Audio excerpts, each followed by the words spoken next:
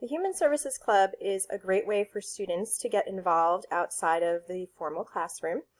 The club was developed in 2010 and it is completely virtual. The Human Services Club is open to students of all different degree programs, so you get to interact with students in different disciplines. Over the years, the club has done many different things for students and for the human services community. We have sent out weekly newsletters, which have had information about resources, volunteer opportunities, career information.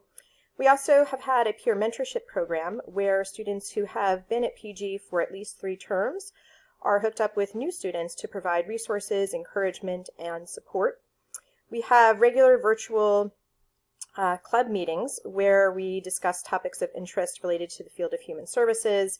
We have had guest speakers who are club members, but also members of the community, professionals who talk about their agencies or their topic of interest.